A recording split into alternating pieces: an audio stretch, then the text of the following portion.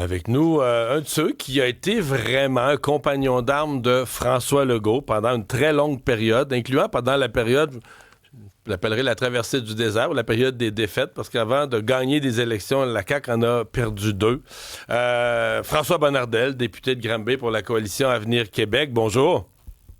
Bon matin, bon, bonjour tout le monde. Ça a mal fini parce que, dans son dernier remaniement, M. Legault vous a exclu. Ça a été une décision difficile pour vous. Mettons qu'on met ça de côté. C'est pas exagéré de dire que vous avez été des compagnons d'armes pour toute une traversée du désert, la construction d'un parti. Ben oui, c'est une page politique, un chapitre qui s'est terminé hier. C'était pas nécessairement une décision facile pour le premier ministre. Il avait déjà dit, si je sens que je n'ai plus l'appui de la population, il nous l'avait dit à nous-mêmes au Conseil des ministres, au caucus, je sens que je n'ai plus l'appui de la population, je prendrai cette décision difficile. C'est ce qu'il a fait hier. Maintenant, oui, quand on regarde son histoire politique, notre histoire politique, de la fusion de l'Action démocratique du Québec en 2011 avec la coalition Avenir Québec, j'étais convaincu à ce moment que c'était encore la meilleure décision. Il y a eu deux épisodes politiques, les élections du Parti québécois en 2012, les élections du Parti libéral en 2014. On a fait nos classes pendant ces 6 ans. On a pu montrer aux Québécois que nous étions prêts à gouverner en 2018. Puis, sincèrement, la troisième voie a marqué pour la première fois l'histoire politique en brisant la dualité entre les deux vieux partis. Il y a eu la pandémie, un leader est né, il y a eu l'élection avec la majorité de 90 députés en 2022, puis aujourd'hui, le chapitre qui se termine. Sur 2014, François Legault fonde la CAQ, vous êtes avec lui, vous vous faites réélire, vous, dans Shefford, à Granby. 2012, première élection, on gagne pas, mais quand même, on fait élire presque une vingtaine de députés. François Legault accepte la défaite, mais dit, regarde, on s'installe comme parti à l'Assemblée nationale. Je comprends qu'en 2014, la deuxième défaite, il l'a pris beaucoup plus dur. Dans votre lecture, je sais, nous, publiquement, on dit ça, il a songé à quitter. L'après 2014, vous l'avez senti, vous qui étiez proche de lui à l'Assemblée nationale, que le coup avait été dur à encaisser? Ah ben oui, là, on retourne quelques années. Là, en 2014, à mi-élection, ça allait très, très mal. C'est après ce débat là, que tout a changé. À l'intérieur de 2 semaines ou à peu près, il a sauvé le parti. Là. Complètement changé pour notre formation politique. On a réussi à revenir à peu près au même niveau que celle de 2012, où on a fait élire une vingtaine de députés. Je suis devenu leader parlementaire pour le premier ministre. Puis bon, on a fait 4 ans dans l'opposition avec le gouvernement de M. Couillard. Par la suite, l'équipe s'est agrandie pour préparer l'élection, puis c'est là qu'on a réussi à avoir la confiance de la population. Donc, le défi de cette troisième voie, pour moi, est immensément important, puis c'est ce défi qui m'anime encore pour préparer la suite. Je le disais tantôt, c'est un chapitre qui se termine, il y en a un autre qui ouvre, puis on a énormément de travail devant nous, peu importe qui décidera de se présenter dans cette course dans les prochaines semaines.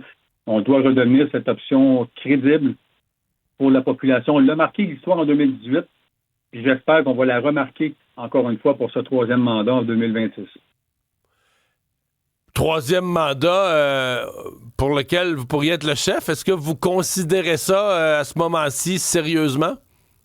Ah, M. Dumont, c'est trop tôt. Je le disais hier, même si hier je disais que c'était la journée du premier ministre, mais même quelques heures plus tard, encore ce matin, pour moi, c'est encore la journée du premier ministre. On verra comment les règles vont être définies dans les prochaines semaines. On va mesurer tout ça.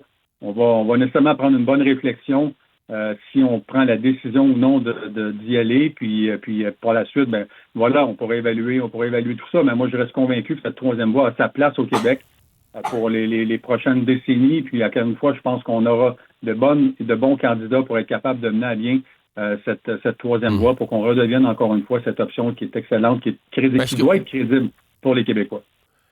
Est-ce que le rêve, là, vous parlez d'un troisième mandat, je vais être plus large, est-ce que le rêve d'une bonne performance à la prochaine élection apparaît? Parce que là, les sondages aujourd'hui démontrent pas ça. Les sondages ce matin démontrent pas ça, mais est-ce que ça devient plus possible sans François Legault? En fait, je pourrais vous demander, est-ce que François Legault avait raison hier de dire qu'il était devenu un peu un obstacle à la réussite de son parti, là? Ah, là, vous entrez dans l'analyse, M. Dumont. Je ne veux pas jouer à l'analyse politique, mais on est tous conscients qu'on en discute entre nous. Là. Il n'y a pas de je le fais très respectueusement. On se questionnait, on se parlait, on se disait comment va être la suite. Bon, dans les sondages, qu'on les regarde ou qu'on les regarde pas, on comprenait bien que c'était plus compliqué sur le terrain. Aujourd'hui, bon, c'est un chapitre triste qui se termine, mais il y en a un nouveau qui commence à partir de ce matin, puis on pourra l'évaluer dans les prochaines semaines, les prochains mois. Ben, on se bat contre le temps. On a quand même juste 8 mois devant nous. On a une course qui devrait être faite. Est-ce qu'elle va durer 45 jours, 60 jours? J'en ai aucune idée. Combien de candidates nous aurons? J'en ai aucune idée. Je reste convaincu avec la qualité des hommes et des femmes que nous avons dans cette équipe qu'on peut redevenir cette option crédible pour les Québécois. Avez-vous confiance dans la capacité du parti de faire cette première course au leadership de son histoire? Parce que là, c'est un exemple d'un chef fondateur fait un bout avec son parti jusqu'à gagner des élections, puis là, le chef fondateur quitte. Il y a un risque là, de division dans le parti. Il y a un risque que la première course au leadership, ça parte d'un bord puis de l'autre, puis ça se rallie pas après. Vous qui êtes un pionnier là, de la première heure, avez-vous l'espoir que le parti en ressorte derrière un chef, là, uni derrière un seul chef? Ben, Monsieur Dumont, je crois sincèrement, puis je l'ai entendu sur vos ondes ce matin, on a la meilleure directrice générale, sinon la meilleure générale pour mener à bien cette élection partielle et la prochaine élection. Elle s'appelle Brigitte Legault. On est extrêmement chanceux et j'aurais été très inquiet de voir Brigitte Legault quitter notre formation politique. Je suis immensément content qu'elle soit là, qu'elle puisse mener à bien cette prochaine course, qu'elle puisse mener à bien cette prochaine élection. Pas beaucoup de gens la connaissent, mais elle a un parcours politique qui est une expérience incroyable du fédéral jusqu'à chez nous. Puis je suis extrêmement confiant avec elle qu'on pourra mener à bien cette première course à chefferie de l'histoire de la Coalition Avenir Québec. Donc, je suis très content que Brigitte soit encore avec nous. Mais on aura sans doute des occasions de s'en reparler. François Bonnardel, député de Granby pour la Coalition Avenir Québec. Merci. Au plaisir. Au revoir.